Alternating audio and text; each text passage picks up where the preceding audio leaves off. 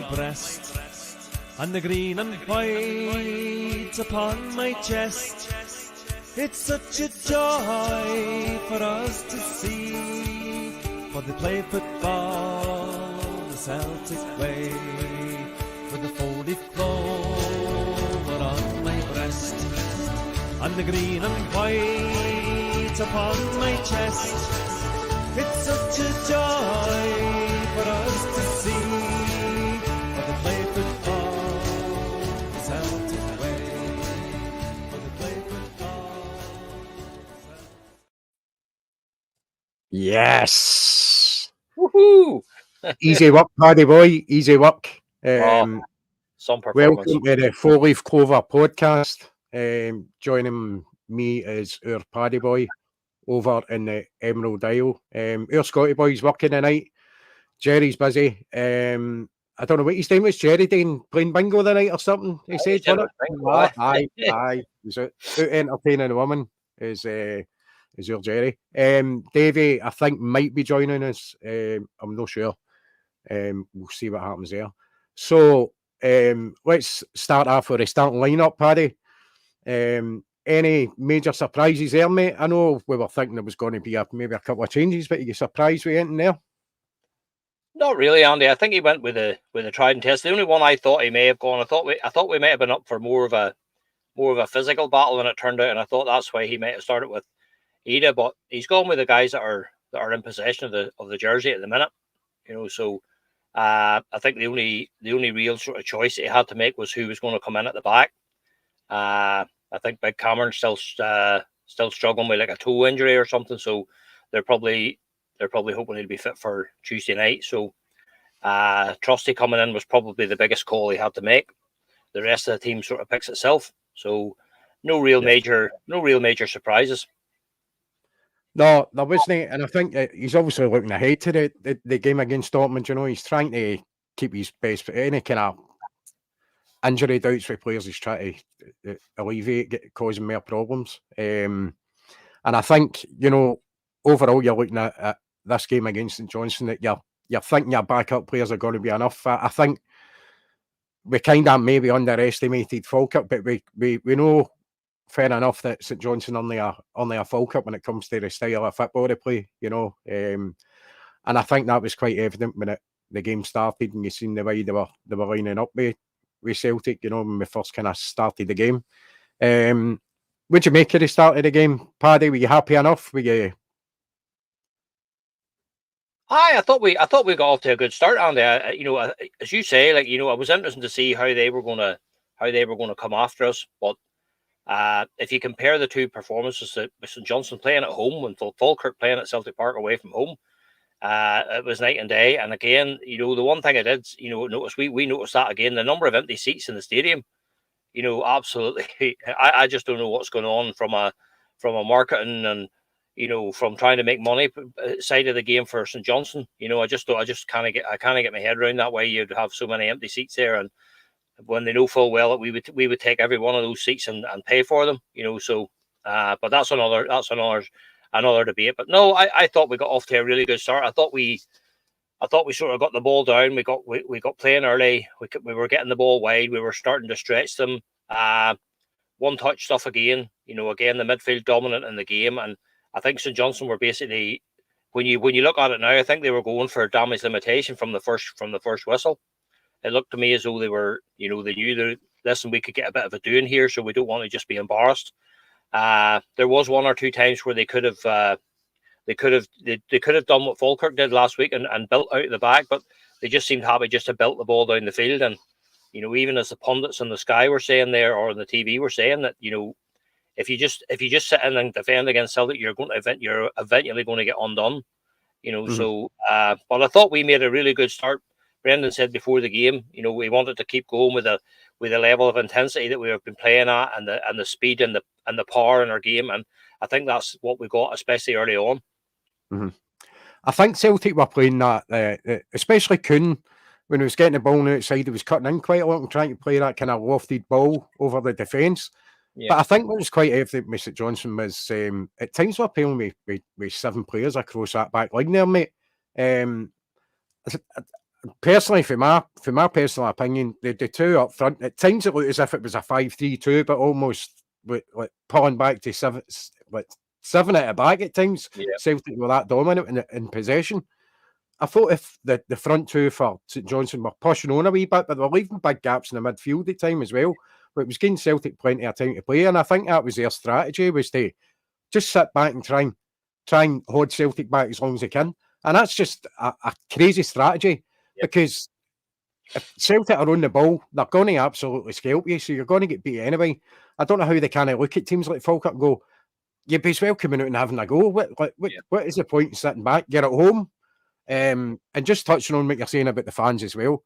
So St Johnstone's never had a great fan base. You know, it's quite embarrassing. Well, I think it's embarrassing anyway. I mean, all right, Perth isn't the biggest city, but you expect a wee bit more for your kind of local fans, don't you?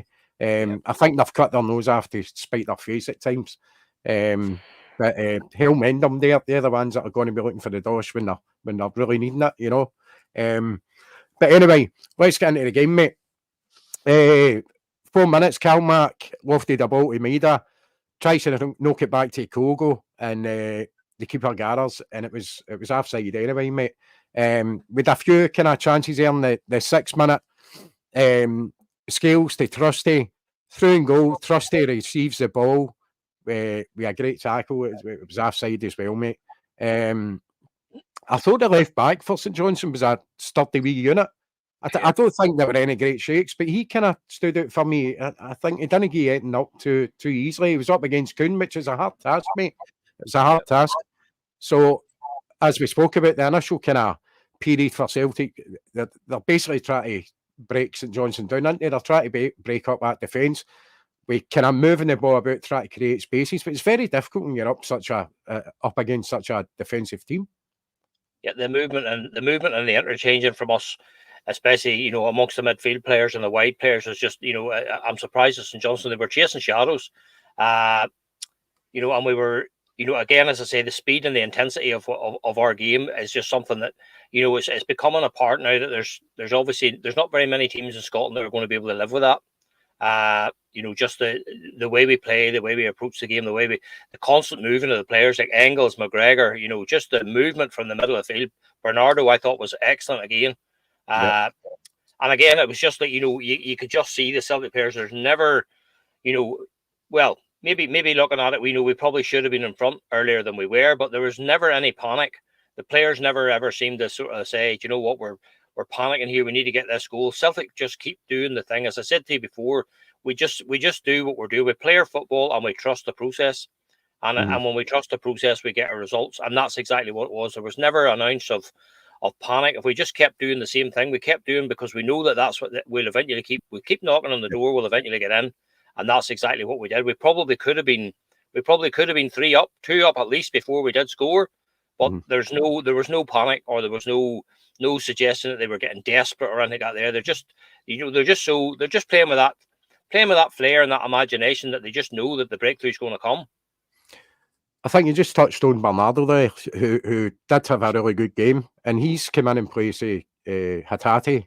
Yeah, I think it was justified. I think the thing with Bernardo is that he's already shown what he can do. I think he's been fantastic this season. Hatate's been a wee bit hit and miss. I think a wee bit inconsistent, and I think that's what Brendan, the point that Brendan made to Kyogo was Hatate, was his consistency's got to be a lot better. And there's a prime example. If you're only consistent enough, you've got players like Bernardo that's going to come in and take your place, mate. And I think it was justified to get his starting place in the team today. So anyway, we're up to 16th minute, right? We had a few wee flourishes and stuff like that. Calmack, great pass into Kyogo, who peels off a defender, takes a shot on the volley, but it's just too weak, and the keeper kind of hits, it almost rebounds off the keeper. Yeah. And Kuhn just knocks it past. But that was a great opportunity there. It was a great football to get us into the position, and I think Kyogo was maybe stretching for it a wee bit. He just couldn't seem to get much purchase on it, and the goalkeeper pushed it out. And then I think that's the only the one time that you saw Kuhn in the first half. He sort of sclaffed at it, really. He was never really controlled. He was off balance, and he was going to find it hard to get a shot on target there. But again, I would say it was just a sign that we were, for me anyway, looking at it, I'm thinking we're getting closer. We're just starting to stretch, and we're starting to commit them in the box. And for me at that stage, it looked like it was only a matter of time. Yep. So we're going to jump ahead, mate. We're going to go to the goal. The goal that wasn't. 21st minute, Engels shot corner to the Kuhn, cuts inside, deflection.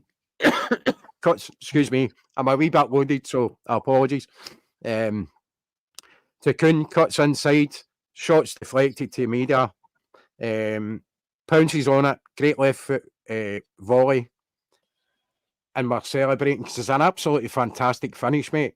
But VAR decides to intercept here, and it's brought back to an incident, a so-called incident, a foul for Trusty on, I can't mind the boy's name, the defender. What's your thoughts on the goal before we get to the VAR decision? A fantastic finish for Maeda, wasn't it?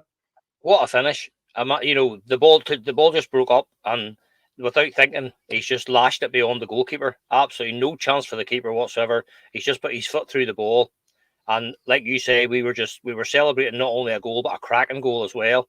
Yep. And then you see that the sign that VAR has decided to get involved. So, you want to talk about it, or do you want me to talk about it? It's up to yourself. Matter in, mate. Just matter in, mate. Aye. It's embarrassing. It's absolutely embarrassing, and it should be embarrassing for Scottish football. The standard of officiating when it comes to things like that is it's bordering on it's absolutely bordering on embarrassment. They should be, whoever's looking at that, as I said during the game, bad enough that they actually looked at it and thought, right, we need to send the referee to the screen. That was bad enough. But for them, the referee to go to the screen, have a look at the incident, and for him then to decide that there's a foul there, it's just bordering on embarrassment. That's what it is. It's just that you talk about the World Cups and these European Championships, and you see why there's a lack of Scottish referees being invited to these tournaments. The officiating is absolutely shambolic. Not a chance was that a foul. I mean, it was two big guys in the box. All Trusty was doing there was just being strong in the box and holding his position. He was making a run across the 6-yard line, breaking away from the guy who was marking him, and he basically runs shoulder to shoulder into the guy who comes out. There's absolutely, it had no impact whatsoever on the move that led to the goal either. There was no impact whatsoever. It was a clash in the box. And as I say, just for a start, to be even asked the referee to go to the screen, but then he goes to the screen and he still gets it wrong. It's just, you know what, it's up there with some of the worst that I've seen. I've seen the handball at Tynecastle was similar. One we were awarded a handball against was it Dundee United at Celtic Park when it hit Alexander Burnaby when the guy wasn't even looking at it. That there is up there with those decisions. Absolutely shambolic. And I say it's just it just seems to be this this VAR becoming involved now. They seem to try to find a way to disallow every single goal that gets scored, and that's never what VAR was designed for. It was to sort out clear and obvious errors. And again, when you look at the incident back again, all that Trusty is guilty of is being strong, being physical and being strong in the box and making a run across the 6-yard line. The guy goes out to try to match the run, and the two players collide. There's no foul there, no foul play. And again, as I say, it had no bearing whatsoever on the goal. Absolutely not. It was it was at the right hand side of the penalty area and might have scored from the other side. So embarrassing, absolutely embarrassing. See, the thing is, Paddy, now when that happened, Trusty's gone in a straight line. He's gone in a straight line. This boy's turning, and when you look at it again, he's almost at that angle, gone that way. So if anything, it's other way about. He's impeding his movement, not the other way about. Yeah. How they say that's a foul for StJohnstone and can chalk that goal off is one of the worst decisions I've ever seen. And the fact that more's not been said about it for the ex-players on Premier Sports and stuff like that is embarrassing, and absolutely embarrassing. And it's and you wonder, you go, if we get a chip in the shooter, Is it incompetence? I mean, what is it? Is there underlying issues here? Is it just us that think this? Yeah. It's really, really bad refereeing. Very, very poor. And there's absolutely no reason why that goal shouldn't have stood. Yeah. I felt sorry for me because it was an absolutely fantastic finish and just ruined with that refereeing and VAR intervening. Potential goal of the season for me. Ruined the potential. Certainly one of the best finishes that you'll see all season long. But again, as I say, that you know, it's a double whammy. Like, why are VAR getting involved in the first place? What are they? If he's watching that incident there and he's decided to send the referee to the screen, so you know that's why I say so. That was bad enough, but then for the referee to go and look at that, you know, having surely had a look at the incident live when it was happening, and he didn't give anything. But for him to go to the screen, watch the incident clearly again from a couple of different angles, and then still get the wrong decision, it's just mind-boggling, absolutely mind-boggling. And as you say, you know, what is it? Is it, you know, is there something more sinister going on, or is it just incompetence? And for me, it looks to me there that's just sheer incompetence. I don't know why the VAR was getting involved in the first place. It's supposed to clear up clear and obvious errors, and there was no clear and obvious error there whatsoever. Yes. Two big guys, and as you say, if there was a foul at all, it was a StJohnstone player. Because he was the one who was trying. Trusty was making a straight run along the 6-yard line, and he was trying to get away from the guy that was marking him, and it was the actually other defender who came out and ran in, and the two of them collided. But it wasn't a foul, not a chance. It's going to be interesting watching Willie Collum explain this one when he's coming on every month or so. Yeah, this is certainly going to flag up, and it's going to be interesting. Sorry, guys. Excuse me. It's going to be interesting to see what Brendan says about it, because obviously we're on straight after the game, and we're not able to see the reactions of the management and stuff like that to that decision. But that's going to be something that he's going to speak about, surely. I know there's certain things he can't say and things like that, but you could see his reaction after that decision. When you watch the game live, Andy, when you watch the game, I don't know about you, but I know we were all in agreement there. Like I only had to see the one replay of the incident to know that it wasn't a foul. I didn't need to see it from 10 different angles. The first replay was enough for me to say, well, that's, you know, there's nothing in that. There's absolutely nothing in that. It's two big guys. As one of the guys that was watching the game with me said, if that had been a collision in the middle of the field, would a free kick have been awarded there? Not a hope. No. You know, so just as I say, for Scottish football, you're playing on a Saturday evening, prime time viewing, you know, and you're going up against some of the other bigger games that were played today, and you're on TV, you know. And for Scottish football, I keep saying this, it's embarrassing. It's embarrassing, mate. Embarrassing. Yep. You know, and you made a great point as well. There's a reason why Scottish referees aren't included in European competitions and stuff like that, because they're absolutely hopeless. Yeah. There's Craig Young, one of our good friends that comes on the show. That's not exactly true, mate. They days are gone for me, but it's just, I don't know what it is. I don't think it's COVID. It's just I don't know. I think I'm working too much and I'm run down, mate. I need a wee break. I think that's. But this is turning into a disaster for me, mate. I'm sorry. Too many miles up that road, Andy. Aye, I know. So we're on to the 34th minute. Goal number 2. Rebounded ball comes back to Kuhn, who heads the ball onto Kyogo. He's through in goal. And what a great finish for the wee man to make it 2-0, mate. Oh, no. Sorry. That was 1-0. Aye, I'm forgetting the goal's been dropped. Well, the second goal that should have counted. The second goal. Yes, it should have been the second goal. Yeah, that was 1-0, but a fantastic finish for Kyogo. Yeah, and great to see. That's the kind of thing. That's the sort of thing he's been missing so far this season. He seems to have been off his radar. But just far more like him. He took the ball in, beautiful finish, steadied himself and scored. And that's kind of the Kyogo we've come to expect. It's the type of play you're used to seeing for him, minute, and you know he sits on that kind of shoulder, and he's very pacey as well. But a brilliant finish for him, superb. So 42 minutes, we scored goal number 2, mate. AJ, I loved it. In fact, before that was a bit of movement out the box. A couple of players passed it. I must have build up to it when I was writing other stuff done. Yeah. So I've got it for AJ lofting the pass through to Kuhn. Kyogo, great touch and layer for Bernardo, who fires the ball into the net. And a fantastic finish for Bernardo to make it 2-0. Yeah.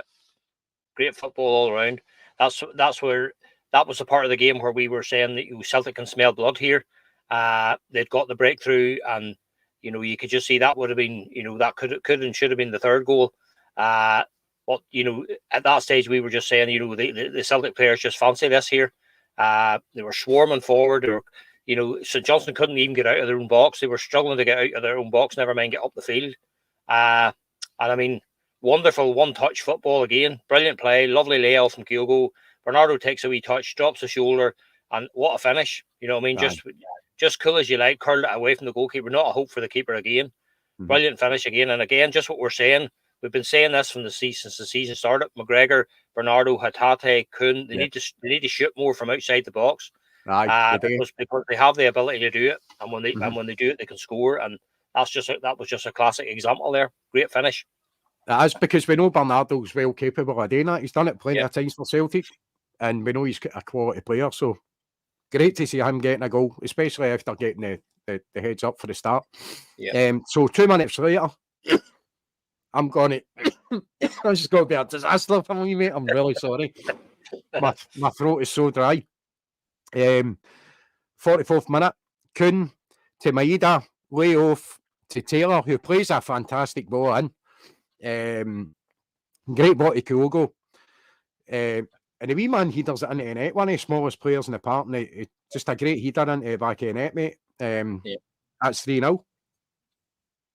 And it was a way hung in the air there. I saw somebody online there saying nearly Larson-esque, just the way Henrik would have done, just to be up there. And again, VAR did their best to try to deny that either. But the guy's his elbow sticking out or his arm sticking out, and you can't be offside with a part of your body that you can't use to score a goal anyway. It's just again, and they go through the whole process of trying to check it, and it's just becoming boring now. But brilliant football, great ball from Taylor, and as I say, the way the wee man made the run, timed it perfectly, hung in the air, and stuck it away lovely. Mm-hmm. So that's us into half time, 3-0 up, should be 4-0 up, but happy enough with that first half, Paddy? Absolutely, totally dominant, and absolutely thoroughly in control of the game. I think at that stage they were probably. I think StJohnstone would have taken 3-0 at that stage. I think they would have, if it had been a cricket match, they probably would have declared on 3-0. They probably would have taken that. They were, because they knew themselves as the half wore on. They were getting a bit of a doing. But no, we were absolutely totally in control of the game, and it couldn't have been going any better. And that's just what we had, Jerry and us had talked about during the week. So this will give us a wee opportunity now that the points are safe, to maybe rest a few guys ahead of the European game and give a few guys another wee run out or whatever. So that was our thinking at half time. Aye. So we come out of the second half. Bernardo runs with the ball past the Kyogo. This is the 46 minutes. So just sorry, mate. Apologies. You'd be as well taking the earlier, mate, rather than me. So the 46th minute, just after the second half started, Vaya come on for Taylor. So what we're looking at there, is that did he take a wee knock? We saw him in the first half. There was some kind of an incident. If you remember, he came over. The referee came over, and I think they were talking about some kind of an incident involving the scoreboard or the screen at the side of the pitch. So I'm not entirely sure, but I know at the time Taylor seemed to be holding his face. So I don't even know whether there was something thrown or whatever. I'm not entirely sure. But again, I would hazard a guess that because they took him off at half time, it was probably more precaution than actually a knock. It was probably more. He might have reported that, listen, I've got a wee niggle here, or whatever. So you're 3-0 up at half time. You're not going to take any chances. So there was a wee clip of him sitting on the bench, and he seemed to be sitting laughing and joking with the other guy. So I don't think there was anything. Certainly not anything serious, Andy. I don't think there's anything serious to worry about. Aye, I think when you're in that position, you're 3-0 up at half time. You've got somebody on the bench that's quite capable to come in and cover. Yeah, and you've got a very important game during the week in the Champions League. Then you need to kind of be a wee bit more precautious, think you, and just take him off. You don't want him getting any kind of serious injury on top of the one he's maybe a wee knock, he's maybe go out and make it worse. So I think that was probably a right decision for Brendan. That's what we said about the squad. We have the squad now. We have the big squad now, and we have players. We have the depth, and we have the quality to cover for that. So as I say, even if the game had still been 0-0, you would probably wouldn't have been taking a chance on him. But the fact that it was 3-0 at half time, there's absolutely no way that he was coming out there. If he's gone in and reported any kind of a knock at all, they're going to give him. They're going to take him off there. And it was a great another opportunity to see. It just shows you the difference. Probably Vi and Big Trusty were maybe getting a wee bit of stick last week against Falkirk. So the two of them were in the league, and I thought the two of them looked completely different players now today in the league game. So nice to see Valley getting a wee run, and that's exactly what we're saying. It's nice to see him. Nice to see him getting a wee chin, and at least for Taylor, at least Taylor can rest easy knowing now that listen, if I do pick up a wee knock, there's somebody that's going to be able to come in and step in there. So it was nice to see Vi getting a chance there. It was good to see him getting a chance, because I agree. I don't think any of them kind of had any great game against Falkirk, the guys that tend to cover the players who never started. But it was good to see them getting another chance there as well, especially Trusty actually starting the game. Yeah, I think that was going to happen anyway. Obviously, with CCV being injured, and Welsh. I don't think Welsh is going to be the answer. Plus, he's too lightweight for me when it comes to injuries. I know. I don't think he's quite good enough.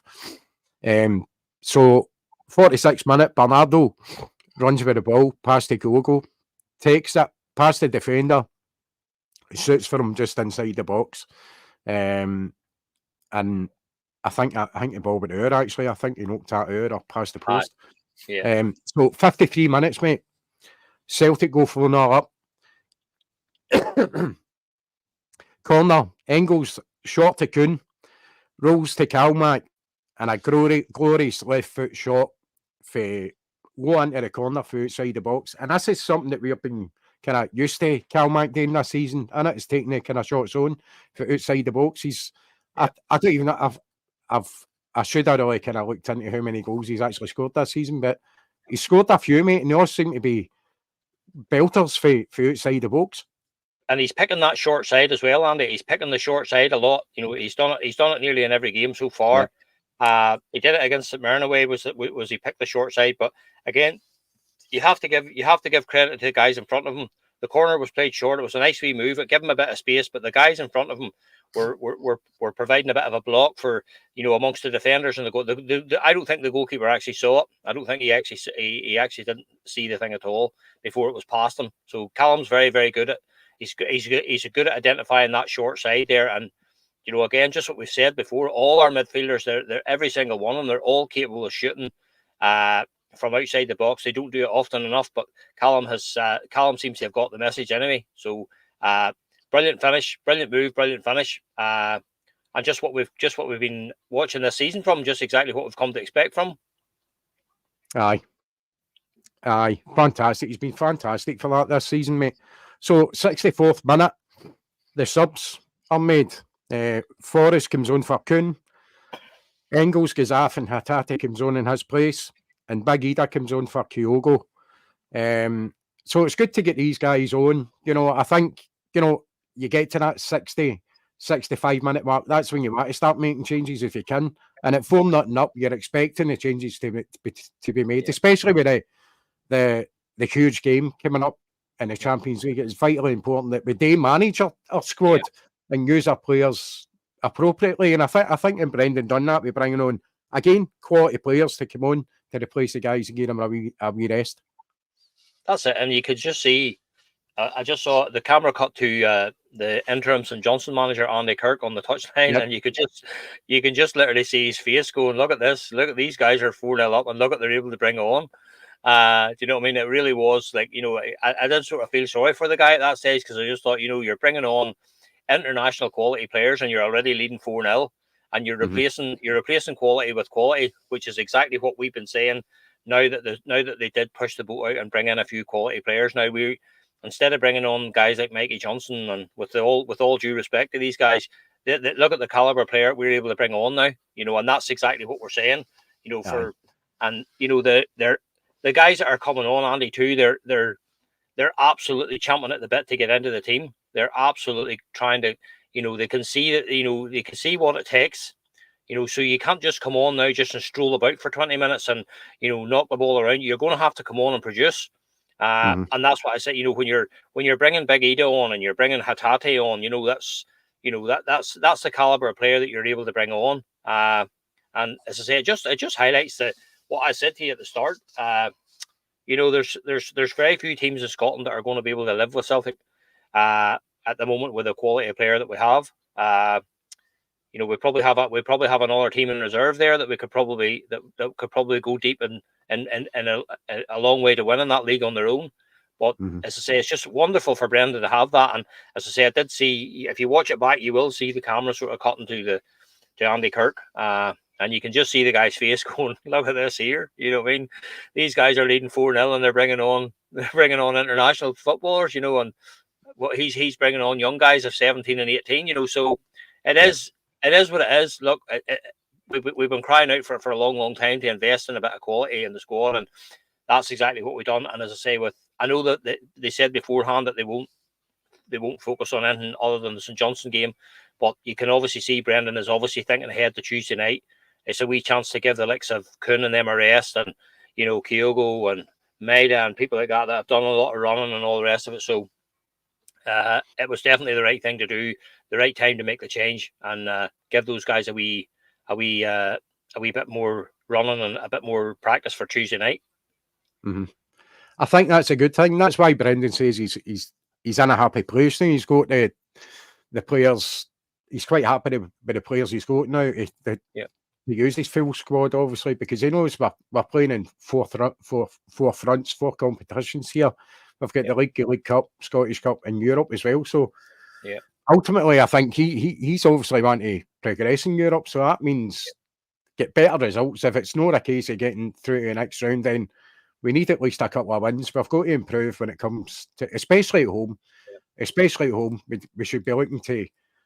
Is it going to be hard? Of course it is, mate. It's the Champions League. And even teams that you think we should be beating anyway, there's times we've come up short against teams. But anyway, we'll talk about the Champions League in a wee bit once we're done here. 71 minutes, it becomes 5-0 to Celtic.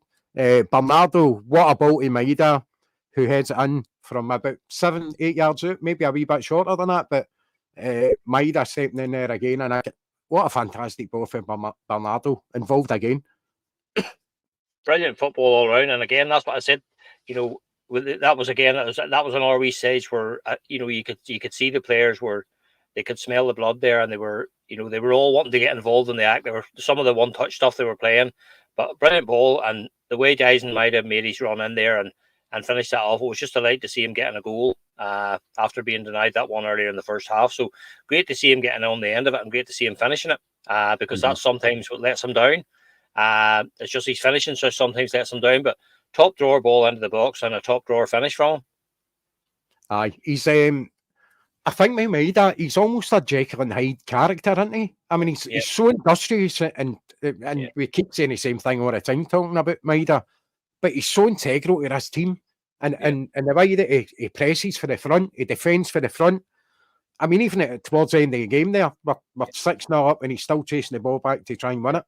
His commitment as a team player is just unbeatable, and Brendan's absolutely right. I think there's a player in the world that can beat him at what he does for Celtic. I think he's priceless when it comes to that. And it shows you, it's just an example of their work ethic of the team. That's just, it was Kyogo, do you remember, in an earlier game this season where he tracked away back? It was Maida the day. You can see, and even there later on in the game, I'm not sure if it was 5-0 or 6-0 at the time, there was one of the StJohnstone players got the ball sort of like 10 yards inside his own half, out near the touchline, and there was 3 Celtic players on top of him. Yeah. You know what I mean? They were just absolutely desperate to try to put the press on and win the ball back and stuff. And that's where I said to you that we are having a degree of success this year. We're hitting teams on the transition, and we're hitting them away further up the park than maybe we have done before. We're dispossessing these teams sort of 10, 15 yards outside their own box. And then so we're on the front foot and they're on the turn, so that's where we are getting a lot of joy from that. And it's through players like Maida and Kuhn and that, who are brilliant going forward, but they're not scared to put in the hard yards going the other way as well. and you can see that the entire team is buying into the philosophy that Rodgers is trying to get on the team. He's trying to get them to the stage. Basically, similar philosophy they had the first time around. When maybe there was one or two guys who thought that I'm too big to work hard or whatever. But no, everybody's expected to do their share. And it doesn't matter whether you're the goal scorer or the goalkeeper. You're expected to work hard and do your share. And Maida just epitomizes that. Aye. I just want to say that I think you picked 3-0 in the last pod for this game. I'm pretty sure you said 3-0, and I said 3-0 as well. But I will say this. Before the game started, I sent our Scotty a wee voicemail. We were just having a wee chat. I sent him a voicemail when I went, I think we're going to beat them 6-0. And he will confirm this the next time he's on. I think it's Wednesday, the next time Scott's going to be on. But he will confirm that I actually said it would be 6-0. You said that. So, well, you are. Yes, I win I get the score right. That's what I got, mate. I'm claiming it. I'm claiming it. So 79 minutes. Very unusual to see Trusty that far up the park.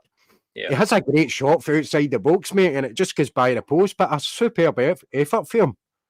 And again, what I said earlier, like the ball was actually knocked down the field by the defender, looking for one of his midfielders or forwards to pick up. And Trusty actually just burst a gut to get in front of the guy and actually stop him from getting the ball. And then he takes a couple of strides and he has a half decent effort there. And again, so it just shows you that, he wasn't prepared to just sit back and let the forward have the ball and then sort of try and defend. He actually was still working hard to get in front of the defender and make sure that we were on the front foot again. So brilliant all round from the big guy, and it would have been some goal if he'd managed to get it in. So it would have been some strike. I'd put in the chat. I think it was in the chat. I put in saying that especially first half, that the whole Celtic team were in their half for the majority of that first half, probably second as well. Every single Celtic outfield player was in their half, and it just shows you how dominant we are. But I mean, if you're a team, they fancied it, Andy. They really did fancy it. Yeah. They did, and it's just great to see that the commitment for the whole team as well. Yeah, the harrying, the pressure they're putting on the opposition players, that they're just not giving them a chance. Non-stop, absolute non-stop. Yep. So goal number 6, mate. What a move this was! Valle to McCowan, great ball back to Valle, who back heels. Is that Valle? Is Valle the way? Yeah, Valle. Yeah. There's Davey there. Hello, Davey. How you doing, mate? Good evening, gents. Great day for you boys. Sorry, mate, but we're actually up to the 6-0 mark now, so you've kind of missed this part of it. Yeah. I've out here in Gibraltar, we had our pre-match analysis evening before the game tomorrow. But I converted 23 players during the analysis to watch a Celtic game. So we had we had 3 screens up. I had 2 for match analysis, and in the background I had the big screen up, and I was like, lads, you're going to have to excuse me if I'm writing notes every now and again. I'm watching this game. Phenomenal. We're at 6-0 now. I was just talking through the 6th goal, but we can get back and talk about anything you want to kind of discuss in the game at all, Davey. I think it's great if you're at 6 goals. We'll keep it there so we don't bore the people that are at home, because you know how good you are. But I'll give you, David. What a day! I was going to say, I was going to give you a couple of points on the things I saw and what I witnessed. If you wanted that to go through, and I know you've gone through the goals. I just thought pre-match when we discussed this game and we talk on fair and we talk in our private messages. We knew Celtic were going to overpower StJohnstone. We knew that StJohnstone's only battle was going to be set pieces, but I genuinely was quite impressed with StJohnstone for the first 15-20 minutes. I thought Kirk did very well. I thought he was unlucky a few times, and he showed, give the Celtic back line a bit of hassle. But I was saying to Scotty, who's on his way to work, I wrote on my notes about 20 minutes. I was like, look, StJohnstone looked like they're playing with a 6-4 or a 6-3-1 at times, and they're really hard to break down. And I'd written here exactly, stick to the script, don't change what you're doing, Celtic, because they'll mentally collapse or they'll fail. And I didn't expect it to be as incredible as it was going into half time. You know, bear in mind that the goal that was chopped off, no doubt you spoke about, was probably one of the worst decisions I've ever seen in football refereeing. That's what I want to ask. And then If we can quickly just discuss that incident. Well, it was a fantastic goal for Maida, fantastic finish. How do you look at this decision? How did he come to this decision after going to the screen and looking at it, after watching it with his own eyes and then looking at the screen? He's decided to try for a foul. I think as footballers and as coaches, we all ask the same question over and over again. The guy who's looking at VAR is a referee as well. And how, and you know, they've got the linesman, you've got the fourth official on the side, you've got VAR, you've got the referee. And how, say, and then VAR, I think there's 2 or 3 of them in that room, and they're all referees, and how they could all come to the same decision that it's a free kick. And I think it's one of the few times, because we were on a bit of a break, we were having a drink, so I turned the volume on, because I thought the goal was phenomenal. I thought the technique of Maida to finish it was, I think, I just put it here, sensational. And I think the commentator mentioned it. So why is he not speaking to the player then? You know, if it's a free kick or a foul, he didn't impede him. He didn't even know where he was. 2 people came together. It didn't affect the goal outcome. It would have been nothing to do with the goal outcome. And I just think that I'm not saying I'm against VAR, but I think they're over analysing football and they're killing it that little bit, because Celtic at that point were rampant and they really were, they were going forward with such force, and a decision like that against a top team, if a referee makes that, if that's against maybe Rangers on a Sunday and he comes up with that halts your progress and it stops you going forward. I just don't get how he came up with a decision. Well, it's dangerous play, unspoken behaviour. I'd love to be in the referee's dressing room now and ask that question, especially if they get but he's got the joy of watching it back live, the VAR and the referee. They've got the joy of seeing what we've seen on TV, but they've got it firsthand and they still come up with that decision. Yeah, it's crazy. A crazy one. It's crazy. I actually, we speak about VAR quite often. In fact, Paddy just brought it up as a total incompetence when it comes to that, because we have spoke about how Scottish referees can't get brought into the European games, European tournaments and stuff like that because they're simply no good enough. Is this just, how do you get round about this? If it is simply incompetent, do they need to go full time? Is the training going to be better? How do we get round about improving the standards of refereeing in this country? I think I'm an advocate. I'm an old-fashioned person. I'm an advocate of the thing that's been mentioned so many times. Get people like myself who come at the end of their careers. Get players, those that don't go into coaching. Yeah. And if you don't get them and you can't fast track them through refereeing, bear in mind the SFA have got a fast track system for coaches, so they can have a fast track system for referees. And I know that because I was lucky enough to be a fast track coach.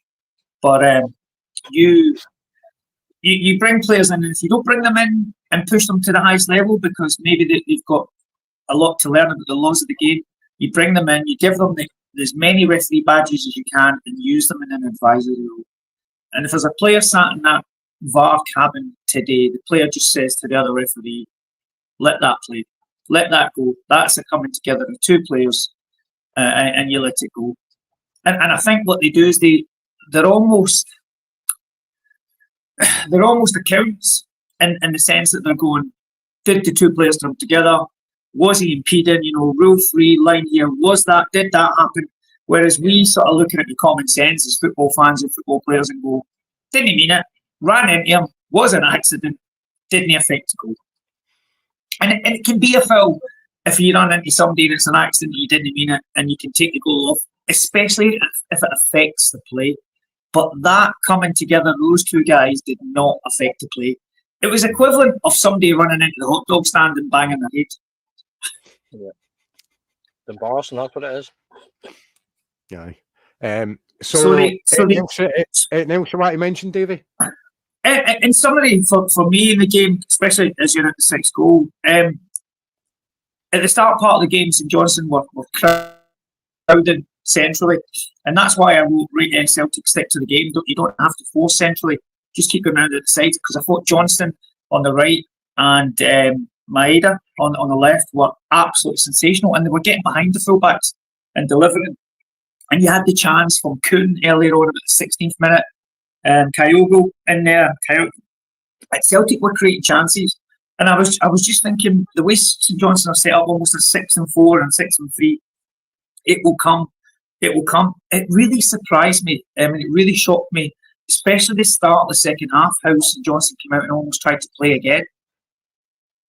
And the first goal for Celtic came because the ball landed in an area high. StJohnstone were really high, and Celtic went through. And then after that, when you look at the goals, StJohnstone shocked me, especially the second half performance, about how high they were playing at times. But take nothing away. I thought StJohnstone done well, although they lost it. So take nothing away from it. And I've been doing this now with you guys, 5 weeks, 6 weeks. So I'm now becoming I'm not saying I'm a Celtic fan, but I'm becoming a convert, because the pace of the game, the talent, the skill, it's almost freestyle football, and the ability, and when they make the changes. Who's the Spanish lad? Was it Spanish lad that came on? Number 11? Yes. Fine. It was just replacing like for like. He was the intensity. I just put him, Valle. I love his urgency and intensity. I love him, but I just thought, what a great player. So StJohnstone were one of those teams that you have to break down. You have to find a way around it. As Celtic fans, you'll all be like, the goal's got to come, the goal's got to come. I thought the patience of the team was fantastic. And in the end, they steamrolled them. But the big thing for me was watching the changes he made, and he made them at a really good time. But the standard did not drop. I thought that was absolutely phenomenal. And it sets us up brilliantly get into the game this week. It certainly does, mate. I just want to get back to this sixth goal. We were just talking about it, because it was almost a thing of beauty. Valle to McCowan.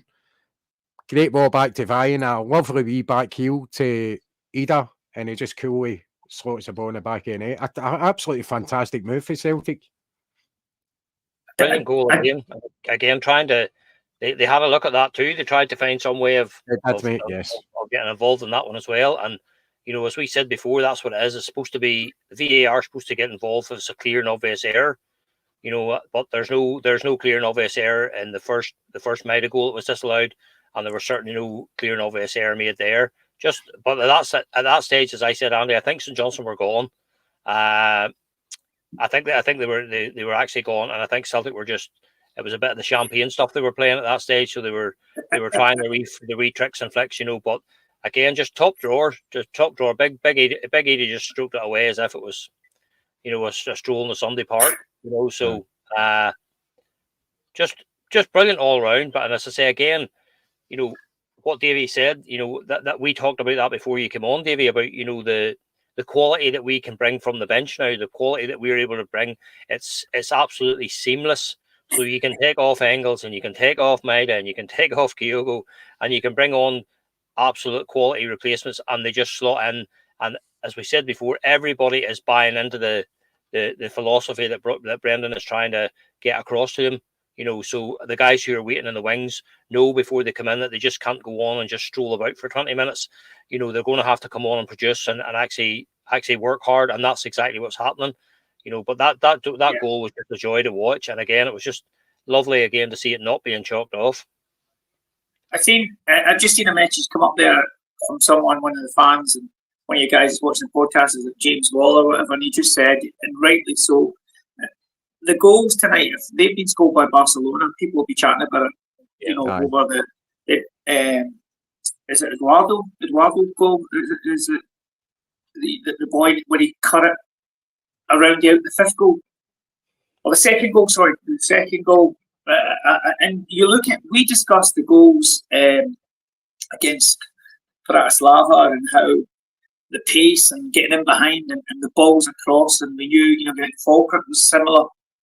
And I said then that what's really amazing me about Celtic is that they're not one style at the moment. They can go around the back, but they can also play centrally. StJohnstone blocked them centrally. And Celtic then did, there you go, it's James Allen. So they blocked them centrally. But then Celtic didn't even need to get round behind. Celtic actually scored goals of quality with players in front, centrally. Great passing, great finishing, great header, playing off the last man. The goals today, when you look back, it's fine at StJohnstone. You can only play what's in front of you, but the quality in the finishes today was, I doubt you'll see, in the whole Scottish Premiership, 2 or 3 goals even match all 6 of Celtic's.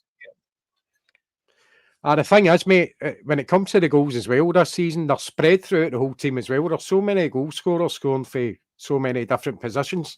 Yeah. I think that's a good sign as well, that you're not just relying on your strikers. Your midfielders are getting involved, your wing backs and stuff like that. So it's looking good. It's looking good at the moment when it comes to scoring goals. I think you had five different scorers today. So for any coach walking back in, that's a great accolade to go in and say we had 5 different scorers and 6 goals today. That's brilliant. I know you share my love. Yeah. And what we said, sorry, Paddy, on you go, mate. No, we said that before you came on, Davey. That we said it last week. The Celtic players they don't seem to panic. There's no panic whatsoever. Like we talked about getting the breakthrough and the goal being disallowed, and that probably was a bit of a disappointment. But the one thing I notice about this squad this season is that they trust the process. They absolutely trust 100% in what they're doing and how they play, how they work, and they go about. They play their football and they work hard and they just trust the process, and they don't seem to get bogged down if a chance goes a begging. They just come back again, and that's exactly what they kept doing today. A lot of other lesser teams there, losing a goal like the one might have had disallowed would have been a big blow to them. But we just say, right, okay, no bother, we'll just keep going, and that's exactly what I'm saying. The players are buying into Brendan's philosophy, and they just trust the process 100%. Yeah. Yep. It's almost eat, sleep, repeat. Just eat, sleep, repeat, and just continue doing it. And they're into a process now. Brendan's he's taken his time to get to where he is now. Yep. But I think the word you just used there, Paddy, is process. Yep. But it's now his team, his squad playing his way. It's not Angie's style anymore. It's Brendan's way, and actually, Brendan's way seems to have always worked for Celtic. Yeah. So just before the game finished, McCowan hits the post, and then he gets another chance straight after it as well. And the keeper saves, but he looked as if he was champing it a bit to get a goal as well. He was right up for it right at the very end. And that's a good thing as well. I mean, you're so far ahead in the game. There's still players that are so hungry to do more in the game. Even guys that have played the whole game, they're still busting a gut to try and score more goals. The amount of goals Celtic have scored this season is astronomical. It's just that brilliant. And also look at the defence. Defensively, they've been fantastic. So the game finished 6-0. What a result. What a performance. And I'm going to ask you, Paddy, who is your man of the match? Do you know what? It's probably would have probably agreed to a certain extent about Dyson and Maida, the way he played the entire game. But you see, for me, just for today, but I thought the big guy Trusty was absolutely outstanding. I thought he was absolutely head and shoulders above anything else. I thought he was fantastic. He took a bit of stick last week against Falkirk, but I think you see there today with the benefit of another game and another week's training under his belt, you can see his qualities there.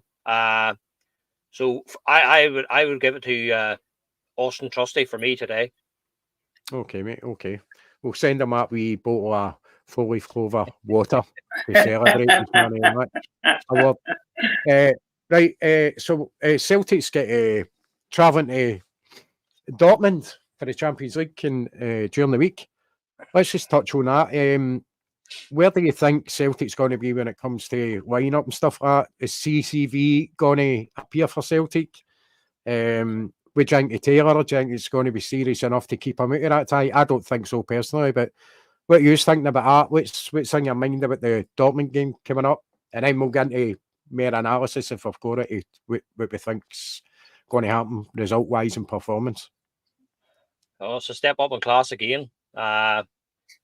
Totally different proposition there that we've probably faced so far this season. Although they're maybe not playing just as well as they have been playing, but away from home in Germany, Champions League, it doesn't get much more difficult than that for me. They were, I didn't see their game now last night. I think they were 2-0 down, but they came back to win 4-2 against Bochum. Yes. So, you know, they gave them a 2-0 start and came back and won 4-2. So it's going to be difficult, but you know, like what we said before, Andy, about this year, is just we're looking to see if there's any sign of progress. We're looking to see if there's any sign of progress. So for me, you know, go over there, do the things that we've been doing this season. You know, stick to the script, and just see where it takes us. You know, if we continue to work hard the way we're working hard, we're going to be a handful for anybody. Now, obviously, Dortmund are going to have a bit more quality than probably will have come up against so far, but that's the standard that you aspire to. You know, if you want to be in that company, you have to take on those challenges that come from those kind of teams. You know, so what I'm looking for on Tuesday night is just a sign that we're moving at least in the right direction. So if we can go out there, put on a performance, work hard the way we've been doing, and play our football, trust the process, and just see where it takes us. We might surprise a few. So that's my hope for the game, that we don't come away from what we've been doing, what's worked for us so far this season. We've done it in every single game so far. So just let's see what we can do. Let's try to put that into practice on Tuesday. The atmosphere is going to be amazing. You know what I mean? So we'll be used to that, playing at Celtic Park and stuff like that, you know. But as I say, I just want to see some kind of a wee sign that we're at least making a bit of progress and rubbing shoulders with Alexa Borussia Dortmund, who got to the final last year. It'll be a good wee yardstick to see how far we've come. Davey, what are you thinking? I've broke it down. I've spent a good part of my afternoon this morning. Don't tell my boys that I've been doing this for you. No, we'll not tell them. Nobody will know, mate. Just nobody will know. As long as I get 3 points tomorrow. So big part of it, the yellow wall. The yellow wall is going to be significant. It's like Celtic Park on European nights. You know, the fans, even whether they're home or away, the yellow wall that travels will be great. But Dortmund are a really good tactical team. They're defensively tactical because they're a counter-attacking team. Now that plays into the hands of this being an absolutely exceptional match, because Celtic play in the front foot and they want to go and hassle and dominate teams as they did StJohnstone today, and they play with intensity. And Dortmund love to absorb pressure and counter-attack. So this is like a boxing match for me as a coach, as a neutral. This has got the air of being an absolutely end-to-end banging punching match. But they've lacked a bit of consistency, and their European form hasn't been great. I was sort of signalled out 3 players for them. Sebastian Haller, the Ivorian striker.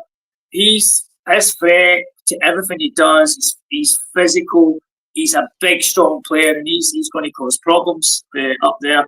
And Pascal Grob is the midfielder. That's the guy they got from Brighton for 7 million. You know, Brighton have got this habit of producing great players, and you know, Dortmund have taken one away. And his eye, he's the sort of player though. He's not like the Celtic captain as a midfielder. He really slows the tempo down and plays the game. He's almost a Pirlo in that sense.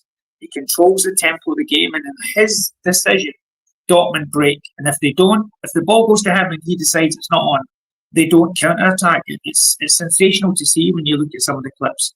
And Maxim Albia is a young German forward who's sort of coming through. 30 million they paid for him, and he's like the future of the German football. So he's up front. He's going to be a handful as you go through. There's signings this summer that I think will be tough. When you look at some of the players we got, we talk about how good Johnson is and Maeda. They didn't spend a lot this summer. They spent just over 40 million for Girassi and Anton. And that was them. Girassy might not even start. £18 million, and he might not even start up front. But they've got Anton. They brought in to bolster the defence as they go back. So that's the players and that's their qualities. Their strengths, swift transitions. They are so quick on the break. There are we don't watch German football, I imagine, but I mean, I'm a Liverpool fan and I watch how Liverpool break really quickly and City break really quickly and Celtic break really quickly. But Celtic press high as well. Dortmund absorb and go. And then set pieces, because of the quality they have, they're actually quite good set pieces. They're not too bad. And the biggest thing they have is home form. Home form is, for any team, it works for you, and especially in European. I think this is one of them games that, as a neutral, on paper, and football's not played on paper, you sort of look at it and go, they edge it. However, 5.5, 6 weeks ago, I didn't really watch much of Celtic. I didn't really follow much of Scottish football as a Scotsman. I sort of got disillusioned by it, and you wonderful men have got me savouring every match that Celtic play. I've absolutely grown to adore and love the way Celtic play and the intensity and the passion they play it. And right now, I think Dortmund will underestimate Celtic, or I think the manager will do his work and he probably won't underestimate Celtic, because we have been watching them over the last few games, because Celtic are sensational at the moment. And you're saying about those players coming in. Paddy, you rightly saying, we chatted about players coming off the bench and how they feel. See, when you've created an atmosphere that you're just winning and the gaffers make changes at 30 minutes to go and you're getting minutes, it's very hard to keep everybody happy all the time. It's that old famous Winston Churchill quote, you can keep so many people happy all the time. But Brendan's got this where they're winning and they're doing absolutely brilliant. And they're all happy and they're gelling, and you can see it. 6-0 today shows a team that are gelling and playing with intensity and steamrolling people. Yeah. It's a hard one to call. I think it's a chess game, because they soak pressure, Celtic attack, but Celtic are sensational at home and away. It's a real tough game. You boys must be on the edge of your seats, but do you know what the greatest part of it is? And this is what I'll finish on. It's the most exciting game. I can't wait for this week. I'm just buzzing. I'm buzzing for the Celtic Dortmund game. And like I said, 6 weeks ago, I wasn't even interested in Scottish football. But you boys have sucked me in. And the way Celtic play, this is brilliant. I can't wait for it. So there you go. There's my analysis of every part of the game. Thank you, David. Cheers. Paddy, you looking forward to it, mate? Are you a wee bit nervous? Are you worried? Are you excited and kind of quite confident in any way? A wee bit of everything, Andy, to be fair. But the one thing I will say is, I just hope we do ourselves justice and do the things that have worked for us so far. We will need to be brave because we will be under pressure. There'll be times where we won't have the ball. But the one thing that we need to do, I think our Achilles heel in Europe sometimes, and that's, I think I always say that, playing in Scotland sometimes, doesn't do us any favours. I think we're always vulnerable early on in these games, because sometimes it takes our players maybe 15, 20 minutes just to get to the pace of the game, because they're not used to playing at this pace all the time. So sometimes we can be vulnerable earlier. So I just want to see us get a foothold in the game. First 10, 15 minutes, keep it tight. See if we can get a foothold in the game that will allow us to go and play our own football, and see if we can impose our game on Dortmund. As Davey said, I didn't actually think about that until there now. Like, you see, for the actual neutral who's not involved in this game, what a fixture. If there's one game that I could recommend anybody, sit down and watch this Celtic Dortmund game. This could be a belter. You know what I mean? You've got two really top quality teams that are, at Dortmund at home, very, very, very imposing place to go and play. Celtic at the minute don't seem to be frightened of too many teams, so this has all the makings of an absolute classic, so I just hope, for our sake, I hope that we do ourselves justice. If the players do what they've been doing, I don't think we'll be far away. We'll just have to wait and see. But I always approach these games with a quiet confidence, but on this one, I think the way we're playing, the way we've been playing, I think we can go there. I think we can go there and show that we can put on a show. And as I say, that's all I want to see this season. Even before the draw was made, like at the end of the day, there's going to be games that you're going to go and you're going to win, you're going to lose some, but it's a manner of how you play. And this for me will be this is an excellent yardstick for us to see. Just to see, let's see how far we've come. Let's see what progress that we have made. Bratislava was different. They weren't a great quality opposition. You can only play what's in front of you and all that there. But I think we were outstanding that night. But this will be a different test. And for me, I'm just looking forward to seeing how we cope with that. But I think we do have the players. We have the players who can hurt them. The one thing, as Davey said there before, defenders are scared of one thing, and that's pace. And we have pace in both wide areas with Kuhn and Maida. We're capable of hurting any team with the pace of those guys down the wing. So let's just wait and see what happens. But it'll be interesting to see. But I just hope we go there and put on a performance that we can all be proud of, and at least then we'll see how far we've come. I think you make a great point, Paddy. At times we've lost players quite early in games and goals as well. I think it's vitally important that we go in and try and keep our structure for as long as we possibly can. But also, don't be fearing going there and actually attacking. And that's one thing I don't think they'll do, is go there and try and just sit back. It's just no in Celtic's DNA, especially the way they play the now. I think they'll pick their moments to go and attack them, but we are really rapid on the break. And I think if Borussia do their homework, if Dortmund do their homework, they'll know that we are quick on the break. Maida is an absolute pest here, man, and he's somebody that's going to put ideas in defenders' heads that I can't take a chance too much, leaving too much space behind me, because he's that quick. That he's all right. His final ball and might not be great at times, but he's so dangerous with putting players under pressure. That he's the type of player that will make a player think, I can't go forward, because he's going to catch me out at the back. And also the pace of Kuhn as well. The two of them doing each side, I think potentially could be very dangerous for Dortmund if they do go about it the wrong way. So they've got to be careful what they're doing as well. Yeah. And I think obviously the two clubs are quite close. The fans, they've got a good relationship. That's one thing Celtic won't be intimidated with, is the atmosphere, because we've got a big crowd and a loud stadium. So I think we can't be getting into this game in better form when it comes to goal scoring and defensively. So it's looking good, and especially after the last result. And I know we're touching on Bratislava not being the best, but as I've said before earlier on the show, there's times that Celtic's been in the Champions League against teams at that level and get beat. So we've got that monkey off our back. I think it's time to look forward to the next step now. Yeah. And personally, sorry, David. I was just going to say, as the neutral here who's not a Celtic fan, you just don't play down Bratislava. Don't play down that how good they were. Don't play it down and play yourselves up. Remember, Celtic have had a poor 10 years, a poor good few years in Europe. And when you're playing in Scotland and you're standing the football and how it is, and Celtic's recent record in Europe, you can't play it down. What an achievement it is already this year, where they've gone. So, not to be disrespectful to anything that anyone said, but don't play down Bratislava. They're a good team. They're still a good team. They're the champions of the country. Just at the moment, Celtic are an exceptional team. And I know you can only play what's in front of you, StJohnstone and so on, but they've done well there. And when you do the match up of this game, you keep mentioning Maeda, and we talk about Ingles and how bloody good he is. Phenomenal. And then when we talk about Dortmund, I think Haller and Beer, the greatest players on the pitch on this game are all strikers. So that's what makes this game interesting.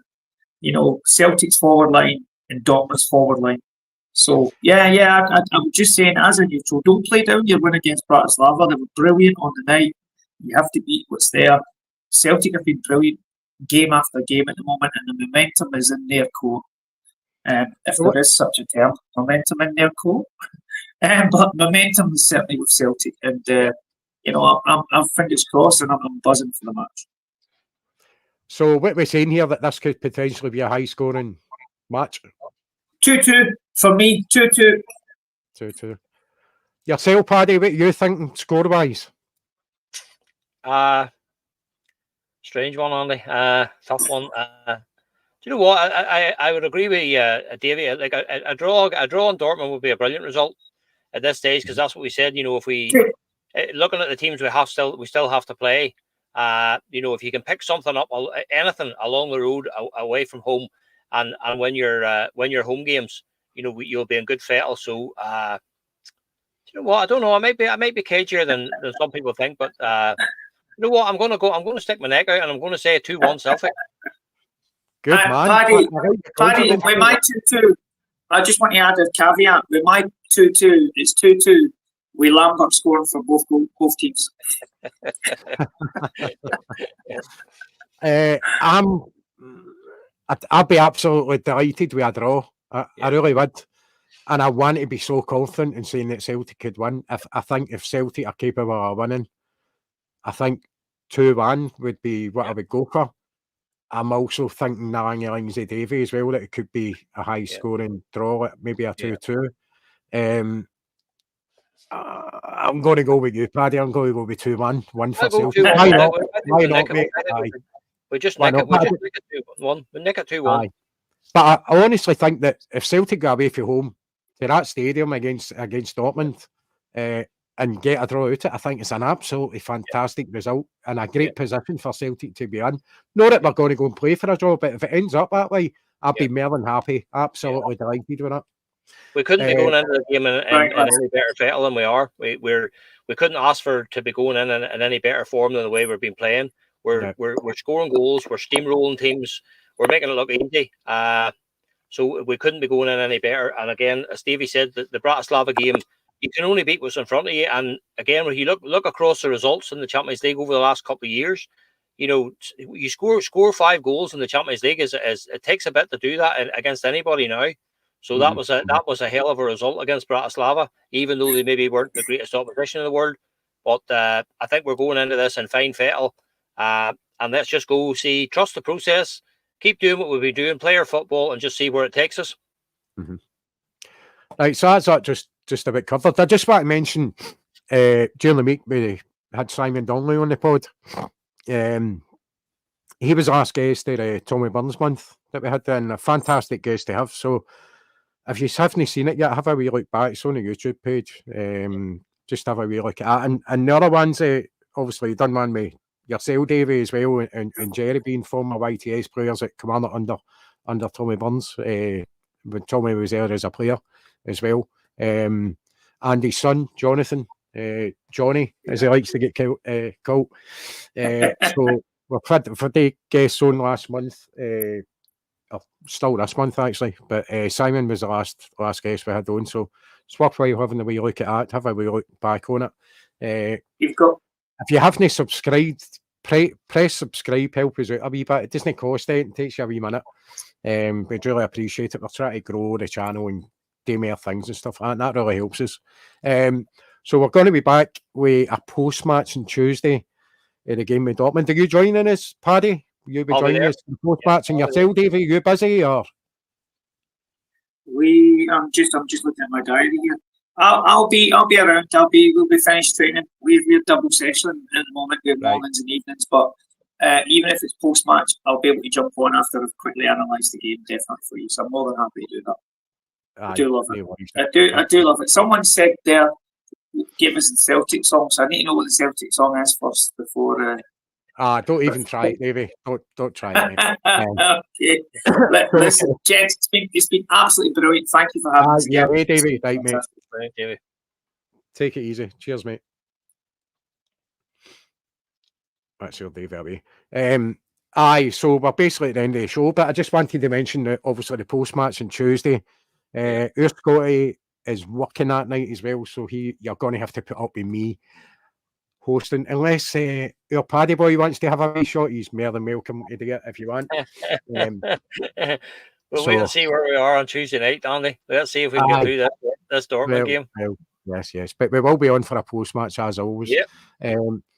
We'll also be back on Wednesday, so Scotty's going to be back on Wednesday. I think we'll probably be on and Wednesday, or whoever's available, will definitely get Yeah. a normal Wednesday night pod Yeah. out of that.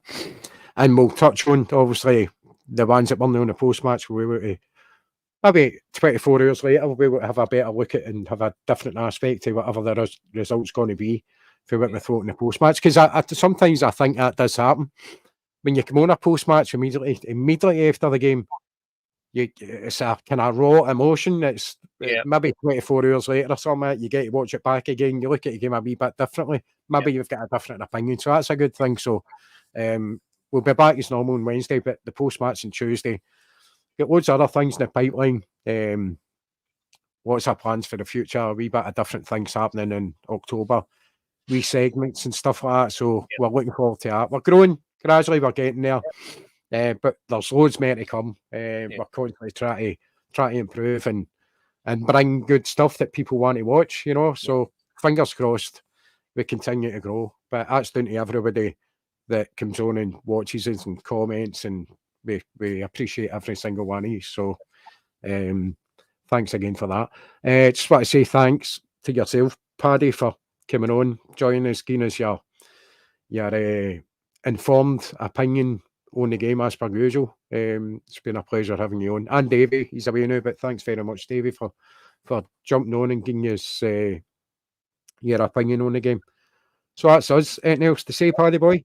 No, just been this month in particular has been a pleasure. Just hearing all the stories about Tommy, as I said to you before, he's probably my favourite all-time Celt.